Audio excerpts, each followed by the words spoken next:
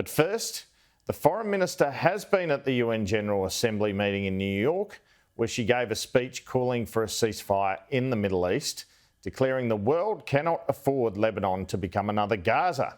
The minister also called Russian President Vladimir Putin a coward for vetoing Security Council action against his government over its illegal war on Ukraine. The Foreign Minister's Putin sledge occurred around the same time that US presidential candidate Donald Trump was meeting Ukrainian President Volodymyr Zelenskyy and saying he had good relations with Vladimir Putin and Mr. Zelenskyy. Mr. Trump also said that if elected, he could pull together a Russia-Ukraine peace deal. I'll speak to Penny Wong about this in a moment, but the Foreign Minister's week in New York was understandably dominated by talk of Israel's attacks on Lebanon in order to attempt to wipe out Hezbollah.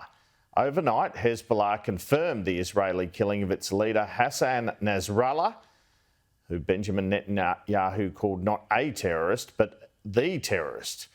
A strong statement from Australia, the US, the UK and other countries imploring Israel to attempt to broker a ceasefire with Lebanon very much fell on deaf ears, with Mr. Netanyahu saying he was going to keep going until Israel had attained what it wanted, which was the return of residents of northern Israel to their homes free from rocket fire.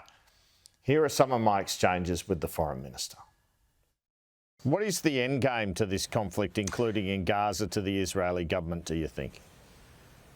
Well, that's a very good question. And what is the end game? And one of the points that we have made, and many others have made, that ultimately the end game should be peace and security in the region, peace and security for Israelis, peace and security for the people of Israel, and that will require a two-state solution. That is the only pathway to long-term peace and security for both Israelis and for Palestinians. He's not listening though, is he?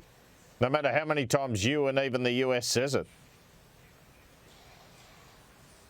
I can't speak for the government of Israel. What I can say to you is when you have a coalition of countries, which includes many historic friends and allies of Israel, making the same point, then that is a very clear demonstration of the will of the international community. Do you think there's any aspect of the approach of Benjamin Netanyahu which is affected by the fact the US are about to go to an election and he thinks he may have a different administration to deal with?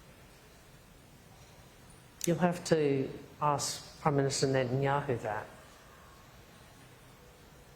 What's your belief?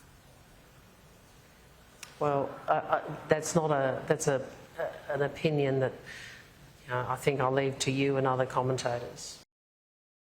The Foreign Minister. That full interview later in the program. Well, both the Australian Prime Minister, Anthony Albanese, and the Foreign Minister have implored Australians in Lebanon to come home before they cannot get out.